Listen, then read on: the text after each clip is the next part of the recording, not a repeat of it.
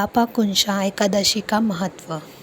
अर्जुन कहने लगे कि हे जगदीश्वर, मैंने आश्विन कृष्ण एकादशी अर्थात इंदिरा एकादशी का सविस्तार वर्णन सुना। अब आप कृपा करके मुझे आश्विन कवार माह की शुक्ल पक्ष की एकादशी के विषय में भी बतलाइए।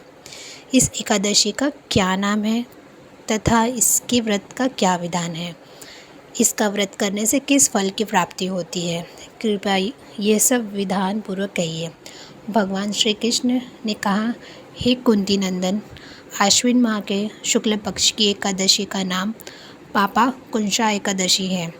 इसका व्रत करने से सभी पाप नष्ट हो जाते हैं तथा व्रत करने वाला अक्षय पुण्य का भागी होता है। आश्विन शुक्ल एकादशी के दिन इच्छित फल की प्राप्ति के लिए भगवान विष्णु का पूजन करना चाहिए। इस पूजन के द्वारा मनुष्य को स्वर्ग लोक की प्राप्ति होती है। हे अर्जुन, जो मनुष्य कठिन तपस्याओं के द्वारा फल की प्राप्ति करते हैं, वह फल इस एकादशी के दिन क्षीर सागर में शेषनाग पर शयन करने वाले भगवान विष्णु को नमस्कार कर देने से मिल जाता है और मनुष्य को यम के दुख नहीं भोगने पड़ते। मनुष्य को पापों से बचने का दृढ़ संकल्प करना चाहिए। भगवान विष्णु का ध्यान स्मरण किसी भी रूप में सुखदायक और पापनाशक है, परंतु पापा कुंशा एकादशी के दिन प्रभु का स्मरण कीर्तन सभी कलेशों व पापों का शमन कर देता है। आइए जानते हैं पापा कुंशा एकादशी व्रत कथा। प्राचीन समय में विंध्य पर्वत पर क्रोधन नामक एक बहेलिया रहता था। वह बड़ा क्रूर था।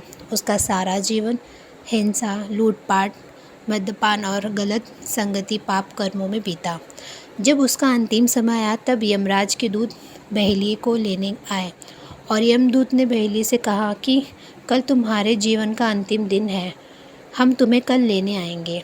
ये बात सुनकर बहेलिया बहुत भयभीत हो गया और महर्षि अंगिरा के आश्रम में पहुंचा और महर्षि अंगिरा के चरणों पर गिरकर प्रार्थना करने लगा, हे ऋषिवर, मैंने जीवन भर पाप कर्म ही किए हैं।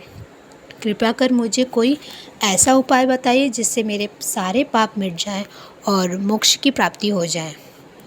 उसके निवेदन पर महर्षि अंगिरा ने उसे आश्विन शुक्ल की पापा कुंशा एकादशी का विधि पूर्वक व्रत करने को कहा। महर्षि अंगिरा ने कहे अनुसार उस बहेलिये ने यह व्रत किया और किए गए सारे पापों से छुटकारा पा लिया और इस व्रत पूजन के बल से भगवान की कृपा से वह विष्णु लोक को गया।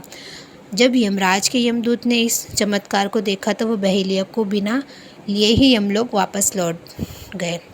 जय श्री हरि। ओम नमो भगवते वासुदेवाय। ओम नमो भगवते वासुदेवाय।